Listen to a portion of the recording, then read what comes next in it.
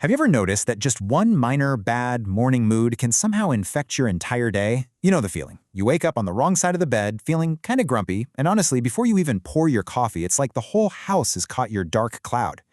We've all been there, and usually we just chalk it up to, well, a run of bad luck.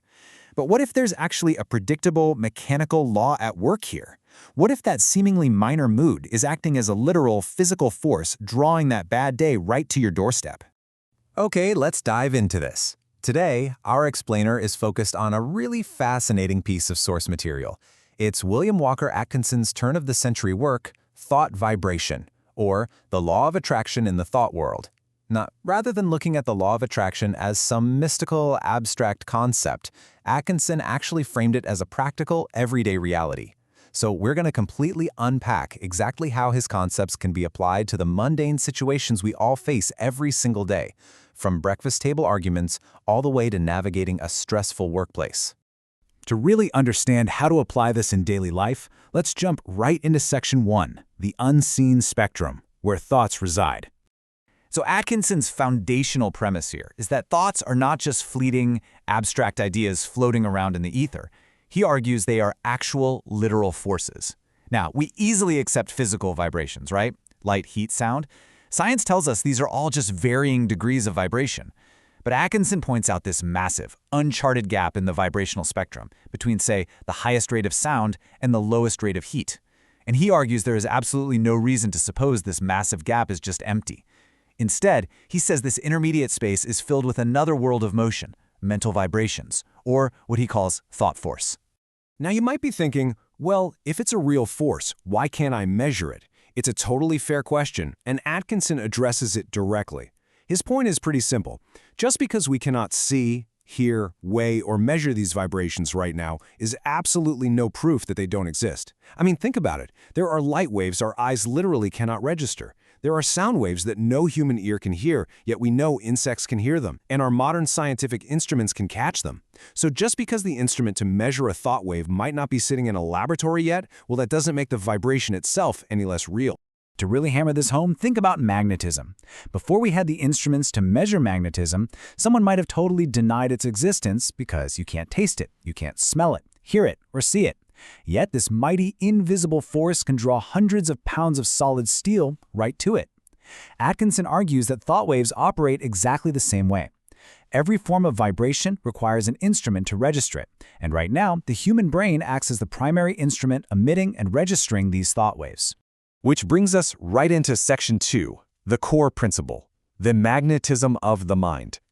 Okay, so the absolutely crucial point here is captured in this very famous mental science maxim, thoughts are things. We hear this phrase all the time, right? But Atkinson warns that we frequently say it without consciously realizing what it actually means.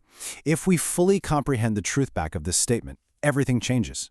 We suddenly realize that we possess a wonderful power, this thought force, that can be used just as practically and deliberately as we use steam or electricity. It's an actual, tangible resource. And how exactly does this resource operate? Through the law of attraction. Atkinson defines this super simply. Like attracts like in the thought world. As ye sow, so shall ye reap. He describes our thoughts as acting like the wireless telegraphy of the mind. Basically, it's the early 1900s version of Wi-Fi. When you send out a thought wave, it acts as a magnet, drawing corresponding circumstances, people, and events right back to you. You are constantly broadcasting, and the universe is constantly tuning in and reflecting that exact station back into your life. And this brings us to the most practical part of our explainer, Section 3, the law in daily life, translating theory into reality. It's one thing to talk about wireless mental telegraphy, but it's a whole different ballgame to see it in action on a regular Tuesday morning. Atkins makes the duality of this attraction incredibly clear. Basically, a continuous thought makes you a center of attraction. If you emit thoughts of love, you attract the love of others in harmonious circumstances. But emit anger, hate, malice, or jealousy, and Atkinson warns you will draw a foul brood of kindred thoughts from the minds of others. As the old sayings go, birds of a feather flock together, and curses like chickens come home to roost. And as Atkinson notes, they usually bring their friends with them. If you think fight, you are definitely going to run up against all the fight you can handle. Let's break this down into a highly relatable micro-story from the text. Step 1. A person rises in the morning feeling grumpy. Step 2. Because thoughts are literal vibrations, this person immediately begins emitting negative thought waves into the house. Step 3. The absolute, unavoidable chain reaction. By the time breakfast is over, that person has managed to put the entire family in the exact same grumpy mood. They literally drag the household down to their vibrational level. It's not a coincidence, it's the physics of the mind. Here is another daily example that really drives the point home. Atkinson writes that a person with a nagging propensity will always find enough to gratify themselves during the day. Actually, scratch that. They don't just find it, they summon it. If you actively set your mental receiver to look for things to complain about, the law of attraction guarantees that you will draw those exact frustrating circumstances to yourself. You really have to beware here, because you are literally placing a mental order for things to nag about. So this leads to a massive paradigm shift. On one hand, we have the default state for most people, blaming others. These people feel like they're just at the mercy of the fitful storms of life, constantly wondering why bad things keep happening to them today. But on the other hand, we have taking control. Atkinson states that once you understand this law, you realize that a person actually makes their own surroundings. Even though they might blame their family or their coworkers, they actually called for this reality over their mental telegraph. So, how do we navigate this? That brings us to our final part, Section 4, Becoming the Anchor, Mastering Your Immediate Environment.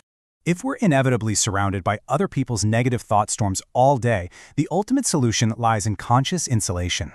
By holding a positive, calm thought, you can be absolutely unaffected by the inharmony surrounding you. Listen, if your coworker is emitting waves of panic or your spouse is broadcasting frustration, you do not have to tune your receiver to their station. By consciously managing your own thought vibrations, you dictate your own reality, regardless of the chaos going on in the room. Atkinson uses a truly striking metaphor for this. He compares a person who understands this law to a vessel from which the oil had been poured on the troubled waters. They rest safely and calmly whilst the tempest rages around them. Once you learn the workings of the law, you are no longer at the mercy of the fitful storms of thought. You actually become the eye of the storm, a center of calm attraction. Now, Atkinson is careful to frame this mastery not as magic, but as human evolution. He asserts that we have passed through the age of physical force, and we're entering an era of intellectual supremacy and psychic power. But remember, this field of energy has established laws. Just as humanity learned to harness steam and electricity to revolutionize the physical world, we are now called to acquaint ourselves with the laws of thought force. We are meant to apply this great power for legitimate, worthy daily purposes. Which leaves us with the most absolutely crucial question to take away from this explainer. The exact second your feet hit the floor tomorrow morning, you are emitting vibrations.